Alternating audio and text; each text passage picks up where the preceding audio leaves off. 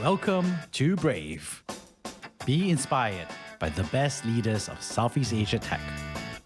Build the future, learn from our past, and stay human in between. I'm Jeremy Au, a VC, founder, and father. Join us for transcripts, analysis, and community at www.jeremyau.com. He's a serial entrepreneur, founded multiple startups. You'll have all the startup experience to share with you in terms of creating businesses from the scratch. And yet he also has the investor experience right now, being an investor at Monk Hill. So he also can give you the perspective as to, as an investor, what he will be looking for in a new business, and he'll be well positioned to share with you a holistic view for new businesses then. So over to you, Jeremy. Thank you so much. Awesome. Thank you for taking the time to answer this. So I first knew Wendy at Harvard Business School, which is a ooh la la kind of place. But I was feeling very lonely because you miss Singapore very quickly. And even though this is my second time in the States, it's just always interesting to be in a new place, a new time. And Wendy and I really hit it off because we obviously bonded over Singapore food. We bonded about home, where we came from, but also we bonded about coming back to Singapore as well. And I'm always happy to help with Wendy because she has such an incredible passion for teaching. I think everyone's super lucky to have her. The generosity that she has had for teaching people and mentoring people is amazing. If you haven't already, please take office hours with her, hang out with her a little bit, get some advice. She also writes Chinese poetry, so I don't think she probably wanted you to know that, but take the time to get to know her a little bit more because I think she's obviously a great instructor, but I think she's also a great mentor and coach. So on that note, I'm going to go and talk about marketing new ventures. As Wendy knows, she has no idea what I'm presenting. To some extent, this iteration, she knows what I'm thinking about, but I made it a much nicer presentation this time around for you, Wendy. So I'm going to share my screen. I am going to put in a chat screen. So you can go to my website if you want to look at my bio, podcast, and portfolio, if you ask some questions. And then there's a link if you want to ask me more questions. My presentation is going to be shorter, and I'm going to spend more time on questions. So I'm going to be one of those people who's going to try to go through all the questions. And I always lean towards being more direct and honest, and then go from there. I'm not trying to be one of those people who are going to waste your time with answering the questions. So, marketing new ventures. Okay, great. What does that mean? So many big words. Marketing. Isn't that very simple? We're all here, right? Don't we all understand marketing new ventures? Well, the truth is, I find myself to still be a student on this topic over and over again. And so I was actually looking at the course description. I was thinking to myself, man, if I was to go through this all over again, what would I have taught myself at the age of 21 when I entered university after NS? So, I had long hair because I was busy growing it out. And I wanted to make sure that I had a good time. So I wasn't thinking too hard about the future. I took a bunch of classes about the future. So kudos to all of you for taking on a business course in technology because I did not do any of that. I just took what was asked for me to do and I just followed the thing. So congratulations, you're step one into the future. And so I'm going to talk about 5 quick things. One is I'm going to tell you who I am in terms of my profile. And basically that you can say like, Jeremy's credible on this, Jeremy's not credible on that. That's up to you to decide. I always tell people, take everything with a grain of salt, try and get your advice.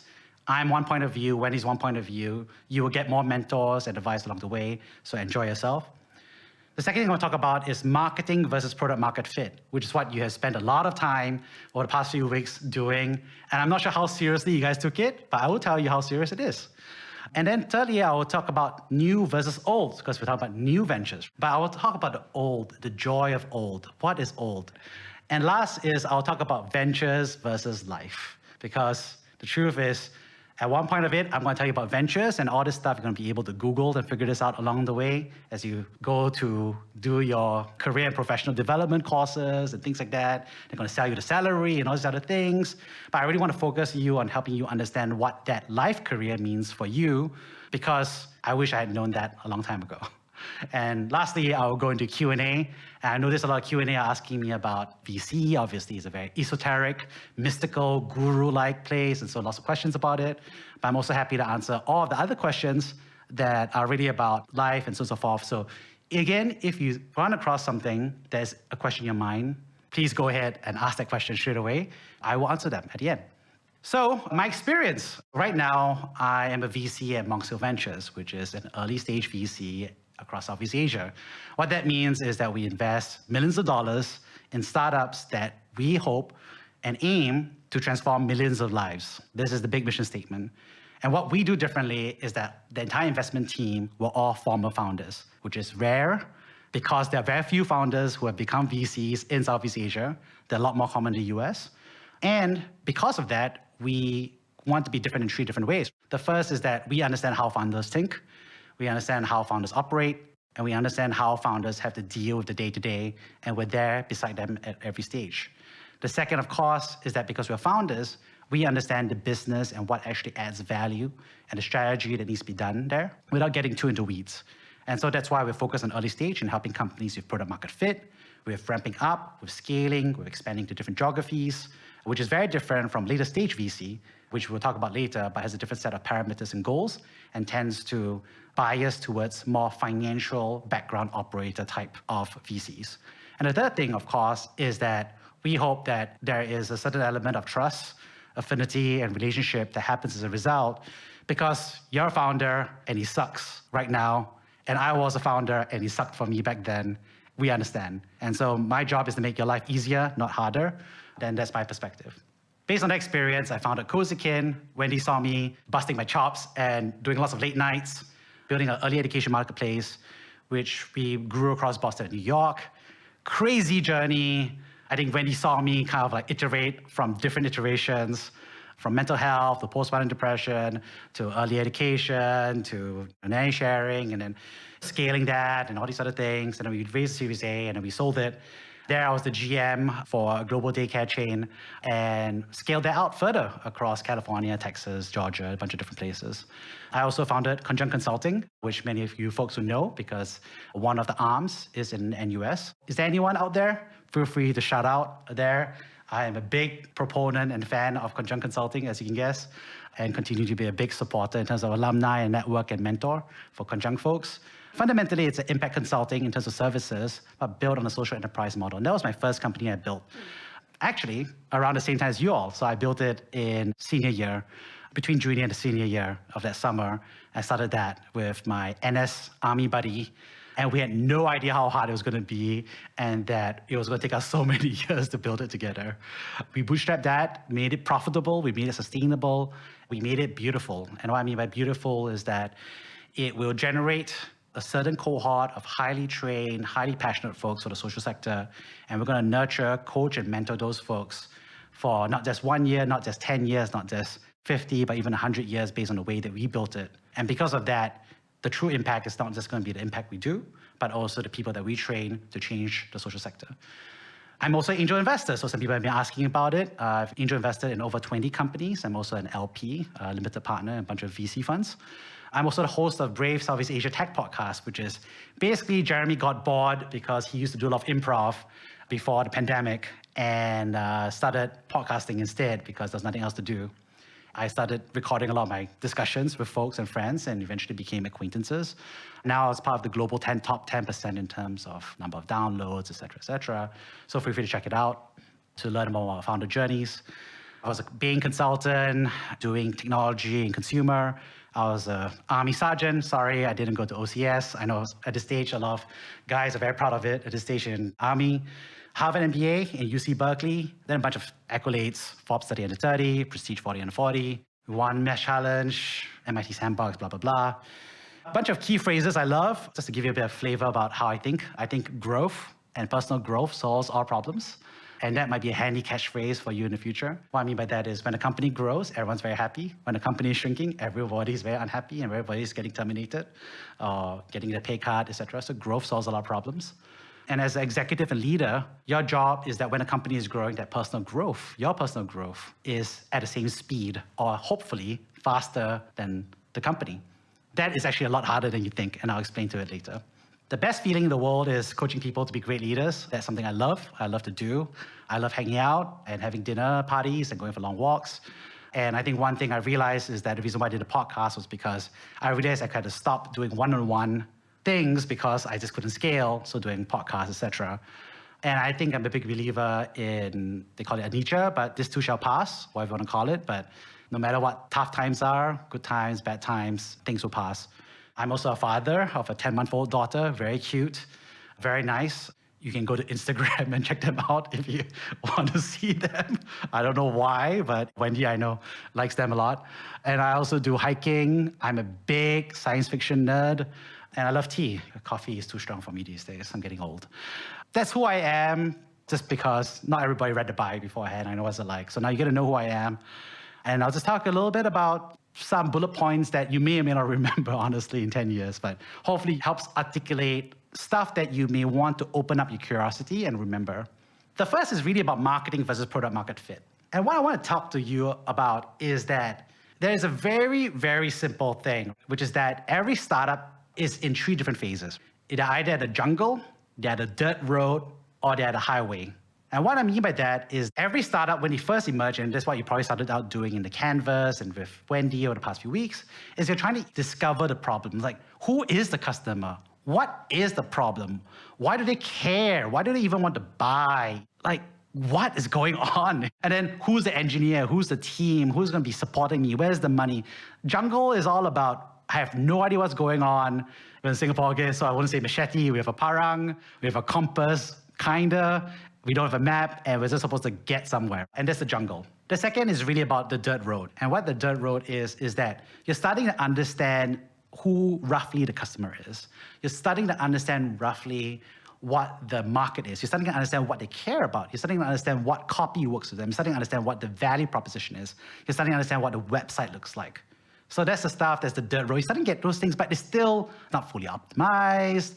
It's still a small team, maybe 5 or 10 people. You're still figuring stuff out. And the last is really what I call the highway. And the highway is basically saying like, okay, we got it figured out. Here's the playbook, a PowerPoint deck with them, and here's the marketing copy messages, and these are brand guidelines, etc. That's the highway, because that stuff has been defined for you. And the reason why those materials have been defined is because their goal is to widen the highway as much as possible so they can drive 4 or 5 lanes of trucks down the highway as fast as possible and get it done.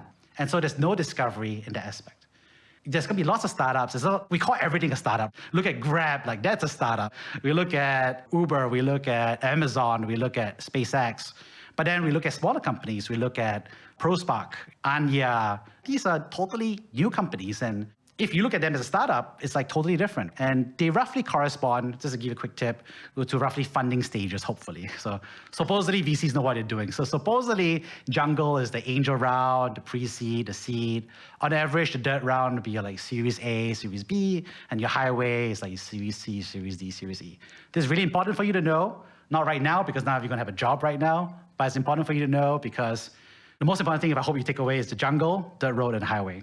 Now, the truth is, most marketers suck when they first join a startup. Just horrible. I've hired lots of marketers, and I also, sadly, terminated marketers as well.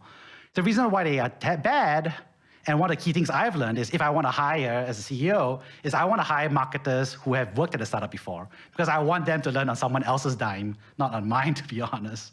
And the reason is not because they're bad at marketing. They understand marketing. They understand how to do a lean canvas. They understand the terminology. They understand how to calculate LTV and customer acquisition costs and a whole bunch of stuff. And they're savvy.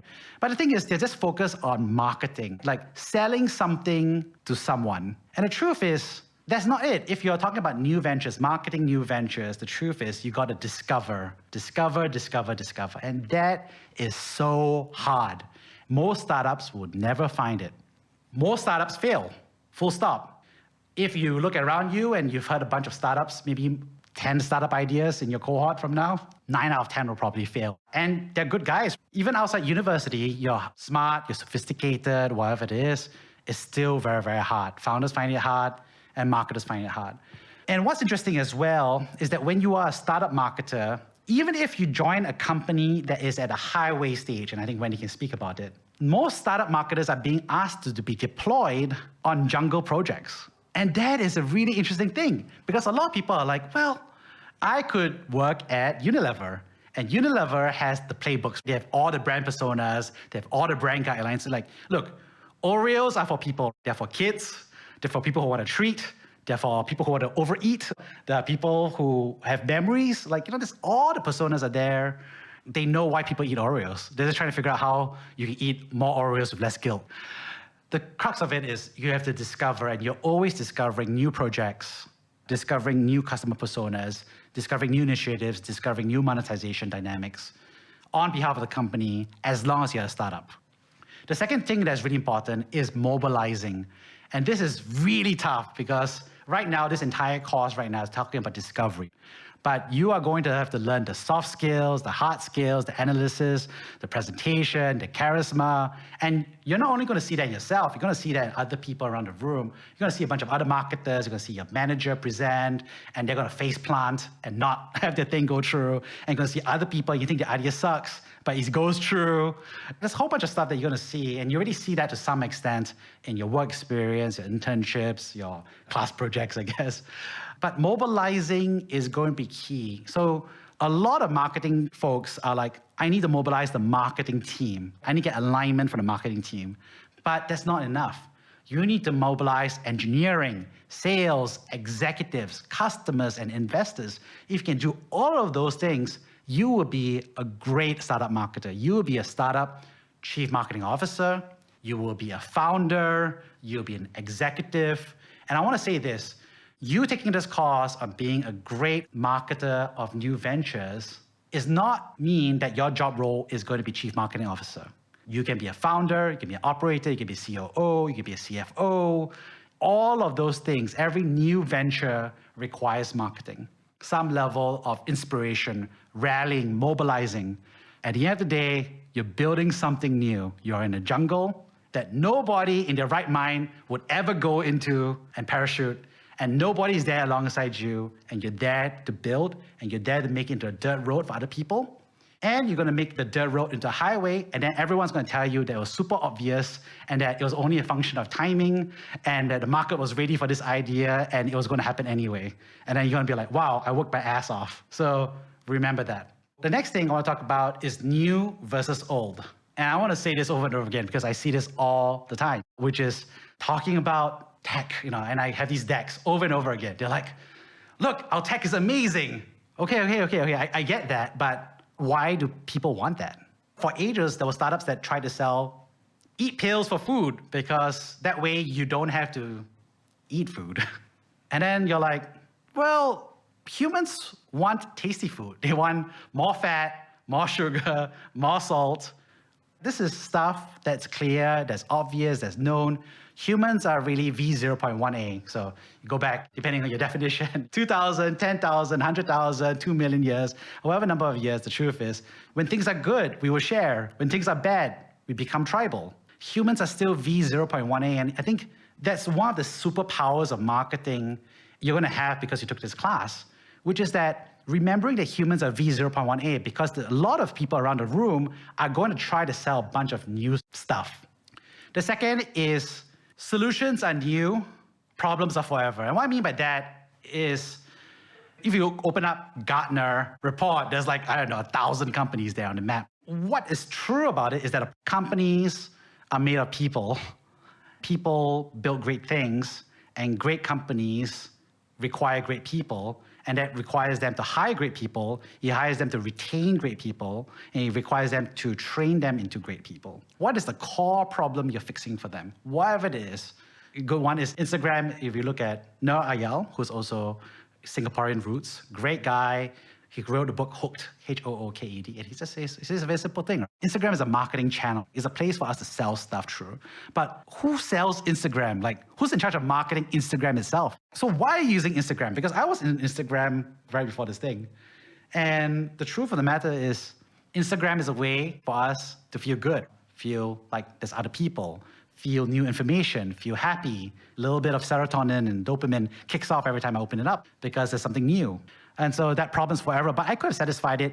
Lots of different things scratch that itch. So lots of different solutions competing for problems that are relatively forever. And lastly, I think the best advice I have for you is really know your customer at that time and that place.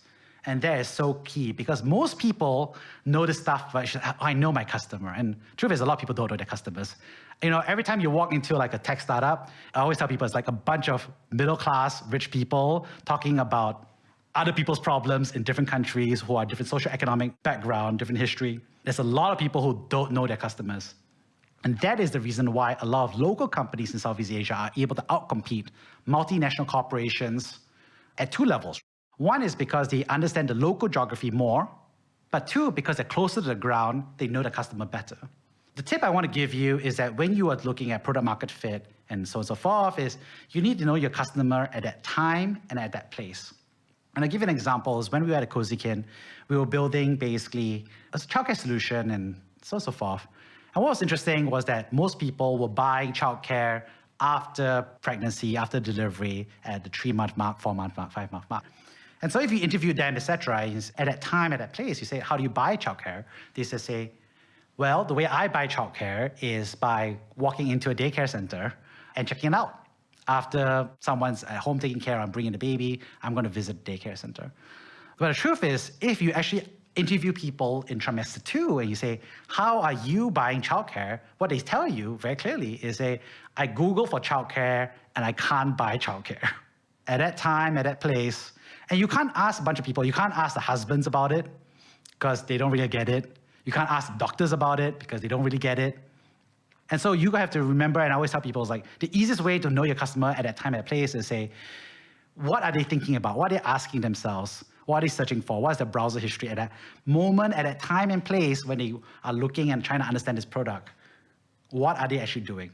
You need to get it down to the minute. Not the hour, not the day, not the month, not the year. Get it down to the minute. At that moment, when the person decided to click buy, why?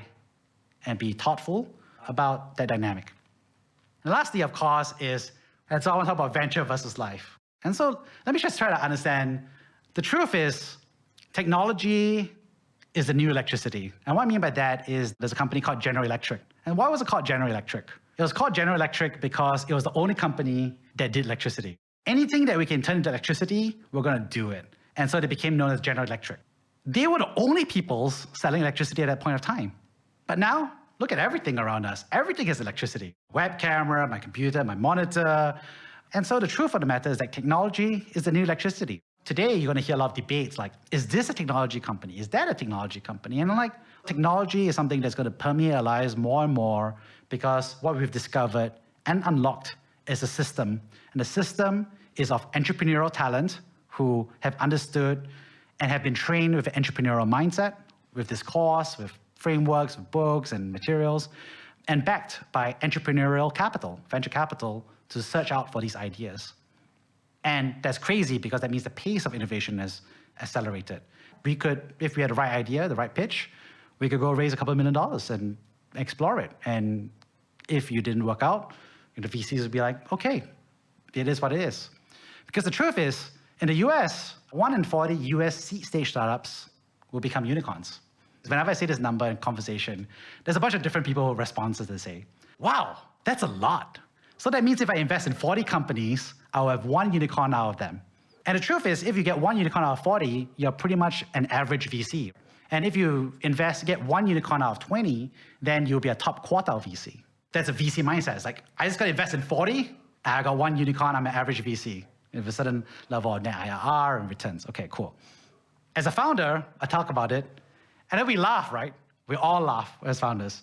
What we say is this: 1 in 40 sounds about right, because I've seen a lot of failures. I'm sure that my company is going to be 1 out of 40. And at the same point of time, I also know that's probably not true. And so I'm terrified about it, but I'm aware of both those two things. And since I'm human, I can keep 2 things in my mind at the same point of time. And so the founders are all aware about this, and they're pushing for the 1 in 40 chance. What I'll do is I'm going to wait for the companies to become clearer, which one are, because 1 in 40 US seed stage startups, this is actually a pretty narrow pool, because that means they raise a seed capital, which is on average $500,000 to $1 million. So there's already quite a select pool if you think about it. So an early employee would be like, well, I'll join a company when they've raised a seed round, so it's only a 1 in 40 chance. Versus the founders, you're flat out founding for yourself straight right now, it's probably like 1 in 100. And there's a bunch of people who are going to be late employees, and they're going to be like, yeah, I'm going to join a company when it's like Series C, Series D, and the odds are probably 1 in 2 or 2 in 3 chance of becoming a unicorn. And a lot of friends, as a result, join Ant Financial and a bunch of Chinese tech companies, and turns out their assumptions were wrong, or not assumptions were wrong, but probability meant that they landed on the wrong side of the wheel. Or the truth is, some of you may say, you know what? Whatever, I don't care. I'll do something else in my life. And that's totally fine. I think you just have to be aware about it. Not everybody's cut out to be in startups. Not everybody's cut out to be a marketer in that sense. But that's fine. You're cut out to be something else. You can be joining a large company. You can be doing a different role. It's totally fine. Just do it. Do whatever you want. Whatever you're doing, even a large company, figure it out on your own terms. And the last is, Wendy asked me to give some life advice. I thought this was a great one. I wish it was my phrase, but unfortunately it's Naval Ravikant, which is a great book, Almanac by Naval. It's a free book as well. He has a great Twitter as well. Twitter's a little bit hit and miss, but the book is a great summary. Play long-term games with long-term people. That's a nice way of saying, just be a nice human being and get shit done and collaborate and have boundaries, which is that if you're that kind of person, go work for other people who respect your boundaries and do good work. I help Wendy because Wendy's a good person, and Wendy helps me because, but hopefully I'm a good person, Wendy. So life is long. So the people around you in this classroom, a lot of you are going to be like, yeah. But, I remember like I was in army and there was a certain person in my unit and, we kind of hung out a little bit. We were friendly acquaintances, but we never got close and everything. And long story short, he's now the founder of a unicorn. And so there's something to think about when you play long-term games with long-term people. And so there's going to be multiple career decisions where you're just going to be like, how do I terminate this person? And you can either do that in a good way or you're going to do that in a bad way. And the truth is there's no easy way and there's no fun way to terminate someone. There is a good way and there's a bad way. And a good way to do it is because you understand this person and you do it with empathy and you do it in person and you do all those things that you would expect if you got terminated by someone. The bad way to do it is to not do it the way that you would like to be terminated. And I use that as an example, but there's many other decisions that you're going to have around you. And there's so many examples where I've literally had a conversation call. I remember I had a reference call with someone. It's just like, what do you think about this person? And the person was like, well, this person was a total terrible douche in university in a group project. And I'm like, okay, that's one vote, no. Another example of this would be, it's very hard to play a long-term game with long-term people if you're not in the same geography. At the end of the day, all returns in life, whether in wealth, relationships, and knowledge, come from compound interest. So that's that. And if you want to know more, go to jeremyau.com to learn more from founders, VCs, and rising stars. So these are some of the great people that I've had the opportunity to learn from. And on that note, I'm going to go straight to answering questions. Okay, sort by vote count. Do you mind elaborating more about the cash carry comp in VC? This is a Googleable answer, but I'll tell you this. It is a pyramid. At the end of the day, the way to think about VC is that they are responsible for deploying capital from limited partners into startups. And what that means, basically, if I collect $100 million from a bunch of very rich people or rich institutions, I, on average, may charge 2% as an administration fee, and that's spread out over a certain amount of time, so it's called 2%, 2 and 20, and then 20% carry, which means the investments I make, the $100 million I make, I'm going to deploy them for the next 2, 3, 4 years. And over that time frame, over the next 10 years, after 10 years when I exit, out of 100 million, let's say $1 billion. And so you take $1 billion minus $100 million equals $900 million. $900 million times 20% carry equals to roughly 200 million. So that gets distributed across the different folks. And how it's distributed within the VC is in a pyramid structure where the general partners either split it in an equal or unequal partnership, depending on how they do it, followed by principals and other medium folks, followed by junior folks. That's it. You now know roughly what you don't know. You set up Control Consulting as undergrad. How did you get started as undergrad? How did you manage to get buy-in from external MPOs? Long story short, I was horrible at junior college, and I wanted to be a vaccine researcher, and my grades were nowhere near that. Because I went to Army, I realized, like, no, I'm not going to sign on. And I went to UC Berkeley, and I ended up joining a club that someone told me, and she was very much like, hey, Jeremy, you care about vaccines, etc. Why don't you join this nonprofit consulting group called the Berkeley Group in UC Berkeley? And I was like, I have no idea, but sounds like it's helping the world. I'll join it. And turns out it was a very selective group. I had no idea. I had to borrow a suit, etc. And then going in, they gave me a case interview, which I'd never done before. Freshman, first semester, and they were like, Jeremy, this is a very tough question. We only select the top few percent. So Jeremy, if you were given 100,000 doses of vaccine, how would you deploy it across the city? of San Francisco. And I was like, oh, I can totally answer this question because I totally understand vaccines. They were blown away. They were like, this guy scored the best. And after that, I joined the club, and then they were very disappointed for like 1 or 2 semesters, ramped myself up. But I think what I loved about it was just an incredible, passionate community of folks who just loved helping change the world for the better. And so therefore, I kept doing it over and over again. And when I came back to Singapore, I realized it didn't exist. And so I told my friend, my NS buddy, and I said, hey, you want to do this? And he was like, sure. We had no idea how hard it was. We started it, and we got started. How do we get buy-in from external NPOs? Long story short for every founder is you beg, borrow. You can't really steal, I guess. You just beg and just say, let people have a chance, etc. And I was very, very lucky. Claire Lim, Jia Chuan. At the end of the day, when you get buy-in from external NPOs, I think it's very important. I tell every founder is don't oversell. Like, don't sell like conjunct consulting is this amazing thing. You just say, hey, I'm Jeremy. I'm going to do my best. This is your problem. And if you don't like me, you can fire me. But I'm going to do my best and give me a shot. That comes across way better to everybody. So I always tell people, like, don't oversell yourself because anybody savvy is going to know it. There are so many good ideas floating around, and many VCs get behind some of these good ideas. What does it take both to formulate and act on a winning idea that is scalable? Man, this is a whole course. I would say take Wendy's course on product market fit and 10x it and really master it. So Lean Canvas is a great tool. Lean Startup by Eric Rice, about iterative. So that theoretical domain knowledge is going to help you just avoid a lot of the obvious speed bumps. And the second one is really grit, because execution is 99%. So you find the product market fit, but spinning the iteration cycle is a pain in the ass, and nobody loves you while you're doing it. Your mom hates you because you're not doing something right. Your friends think you're crazy because you're bugging them to do stuff, but it takes a lot of grit. And lastly, it takes a great team. It is honestly no joke. And the truth is 99% of people will fail to formulate and act on a winning idea that's scalable. 99%. And that's what I want you to remember is that, because I don't want you to kid yourself and think it's easy, because you're going to go and open up the Straits Times and they're going to be like, look at this founder and look at that. They all look fucking amazing because they're raising money. But the truth is, most of them will fail. Everything you need to learn is Googleable on how to formulate and act on a winning idea that's scalable. But to be a great startup founder, you have to be a top 1%. So whenever you're working, whenever you're studying, whenever you're getting answers, whenever you're thinking, am I working harder than 99% of the people around me? And if the answer is no, you got to be ready for it. And that's why a lot of people in the C-stage companies, I ask them, I say, you're part of a cohort of 40 people in your accelerator. Are you the number 1 out of 40? Do you want to be number 1 out of 40? Because you have to.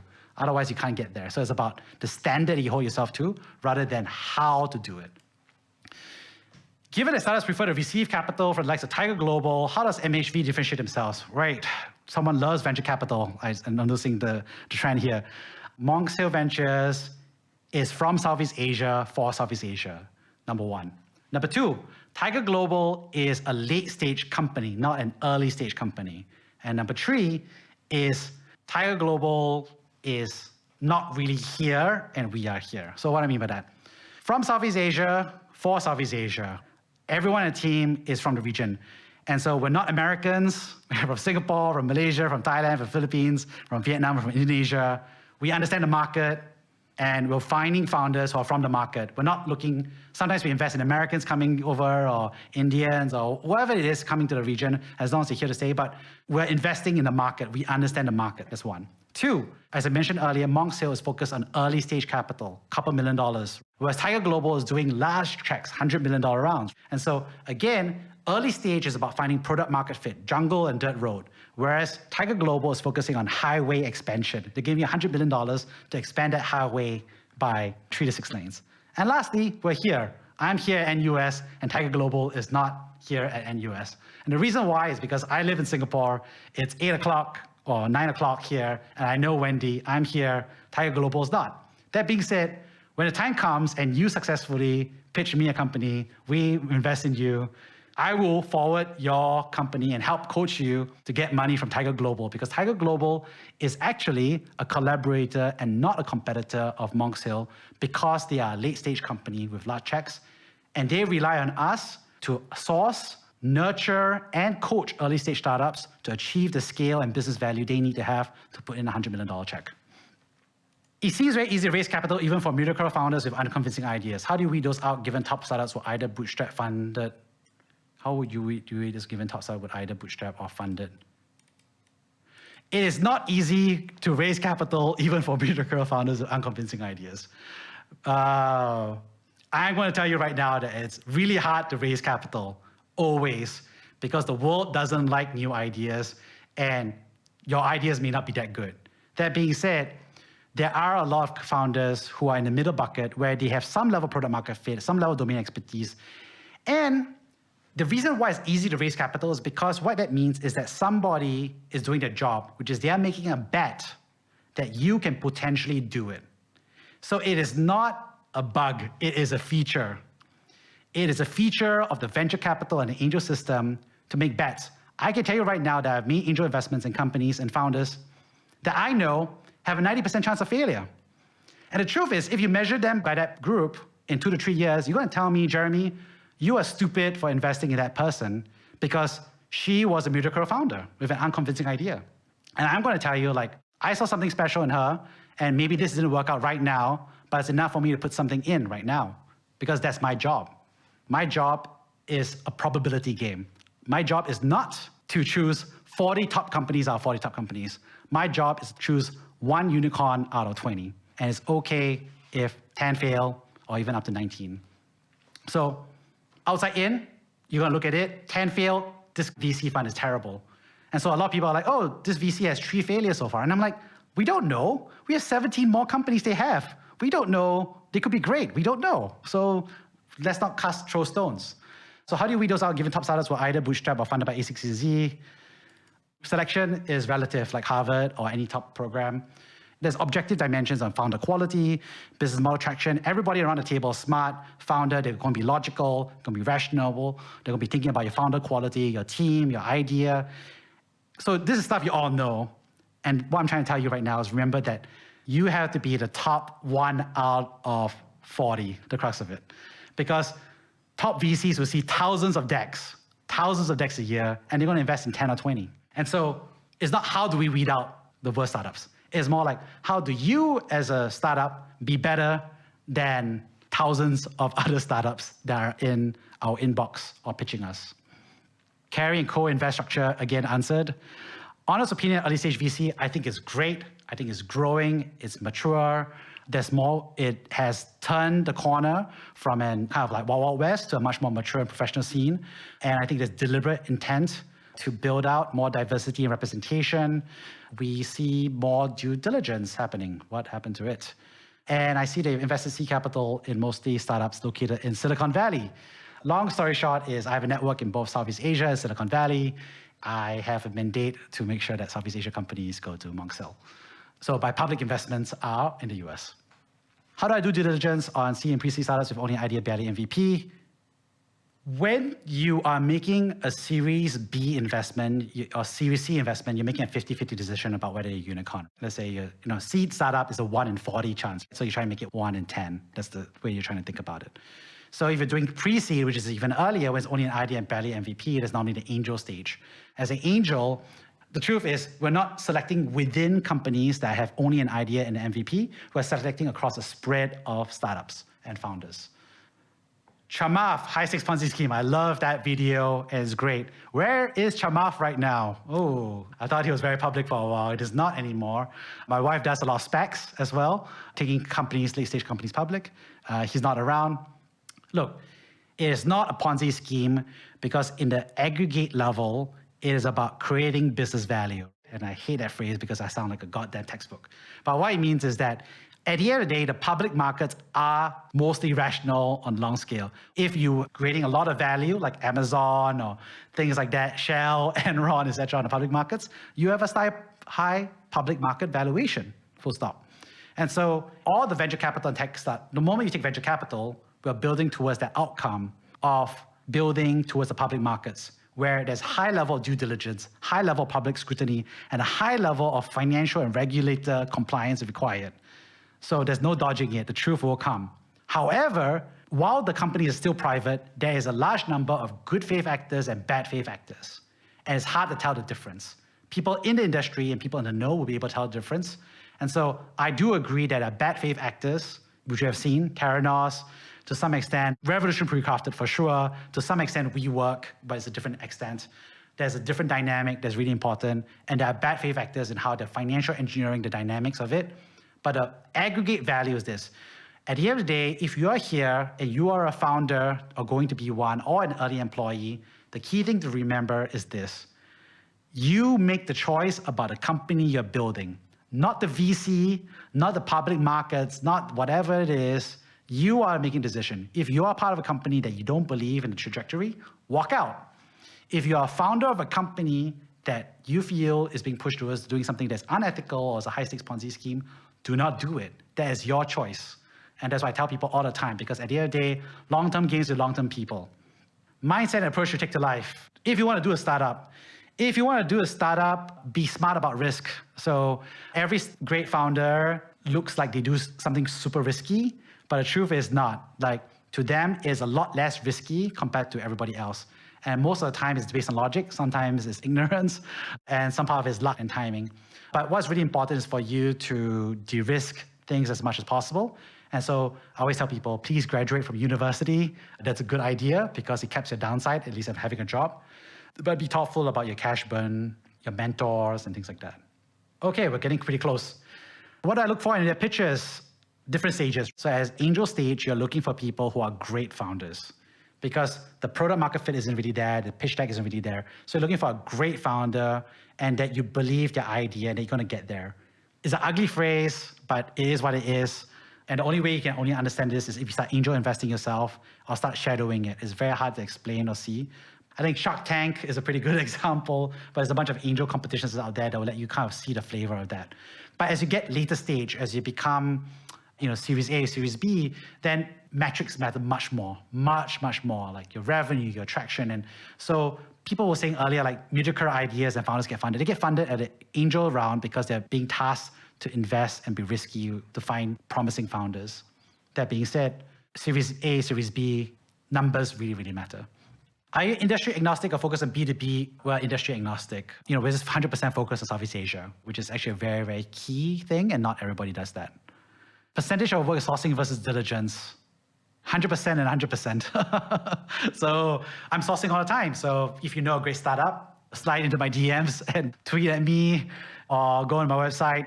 I'm always happy to hear companies. And I'm always doing due diligence because as I source, I'm also thinking all the time. Macro trends in education tech. I was thinking to myself, okay, which companies does that remind me of? And how should I, as a result, think about judging the companies differently? And how do I differentiate myself? For me, I think 3 things. I'm a former founder, so I've been in your shoes. Number 2 is I'm a coach there, and I've coached other people, other founders through product market fit, business economics, co-founder negotiations, board roles, personal life stuff. And then thirdly, I do this at scale. So I'm podcasting, I'm creating courses, I'm creating materials, I'm here, I'm doing this at scale. So that's how I differentiate myself in the sourcing process. And if you like that, you reach out to me. But I try not to do it the other way around. I'm much less on the me going out to them because that's not really my workflow. And also it's hard to not come across as spam. Singapore's market compared to Silicon Valley. We have 3 podcast episodes on there that have covered this exact topic on jeremyhow.com. Check it out. Silicon Valley has different talent, different venture capital, and different end market. It's about Silicon Valley. Silicon Valley has the most entrepreneurial talent based on the ecosystem and the maturity of it, and everyone around the world is trying to catch up with it. Number 2 is capital markets. It is not a function of Silicon Valley. It is a function of the US Fed Reserve and the printing market and the fact that the US has a hegemony, there's a ton of capital for deployment.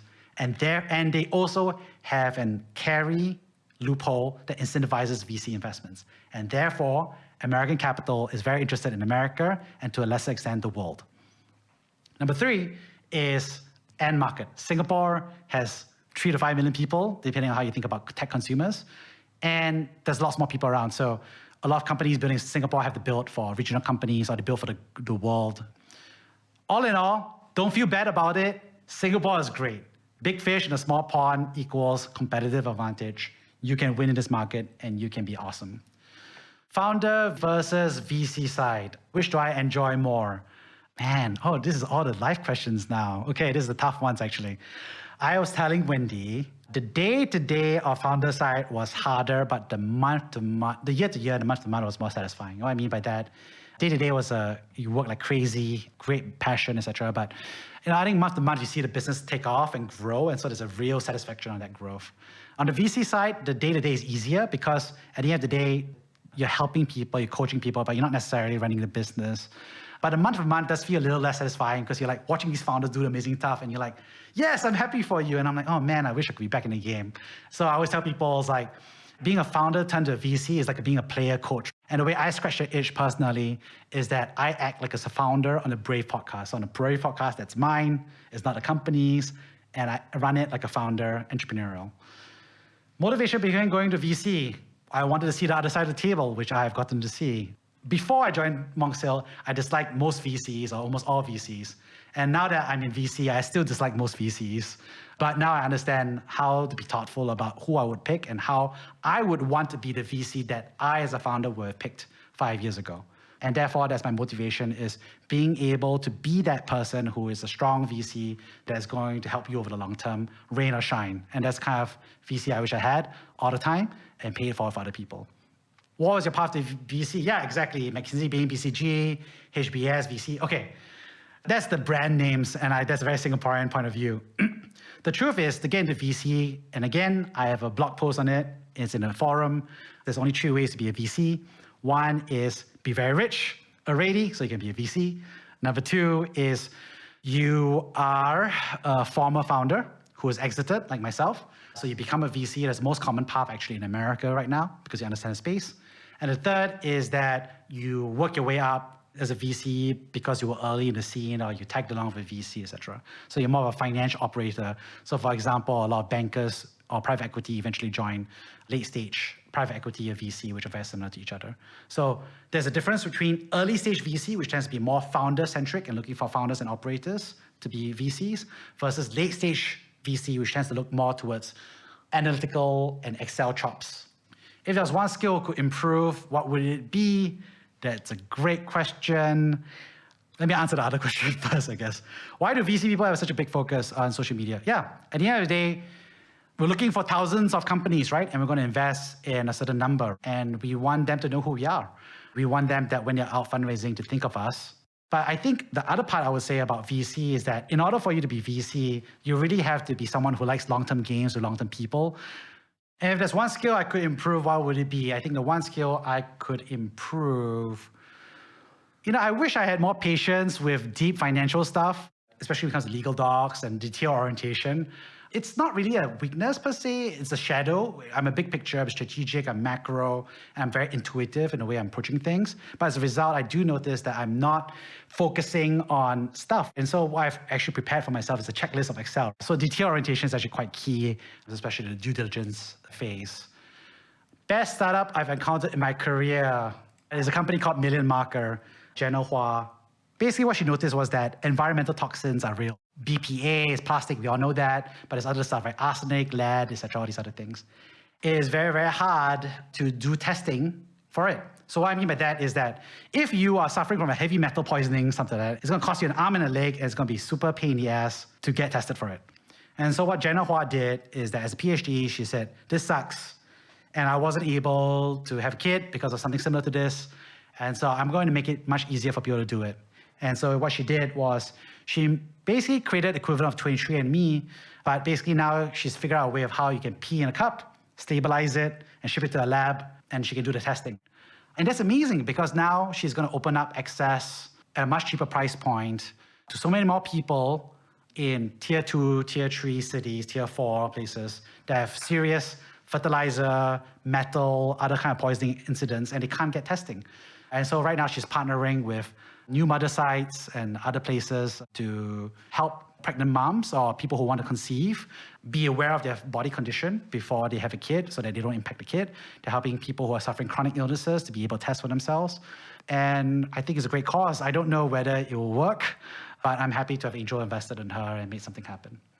On that note, I want to wrap things up here and leave you with one thought, which is do what makes your soul happy. Some of it will be in startups, some of it will be in marketing, and some of it will be in different places. And remember, you're pushing to find out what makes you truly happy. Awesome. That's about it. Thank you all. That's a fantastic round out. Thank you so much, Jeremy. And thanks for clearing off this volume of questions and trying to speak to all of them. Appreciate it. This is wonderful. I will just add a little bit by saying that if you cannot tell by now, Jeremy's a wonderful friend who's seen me through the worst times and even in good times, and therefore he continues to be an advisor in bouncing around thoughts. So I wish for you that along your journey, you meet people like Jeremy. And beyond this course, I think what Jeremy and I are trying to say to you is there's more. We can give you the theories, we can give you the food for thought, but down to execution and the journey, just enjoy it. You guys are so young, I would say. We used to be at your age thinking that the JC kids are young, but you'll get where we are, and maybe some of these things will hit home for you. So thank you again, Jeremy, for the time, for overstaying. Talk to you soon. And then for the rest of class, I'll see you the week after recess week. Please don't come to class next week. Have a nice evening. Thank you for listening to Brave. If you enjoyed this podcast, please share this episode with friends and colleagues. Sign up at www.jeremyau.com to discuss this episode with other community members in our forum. Stay well and stay brave.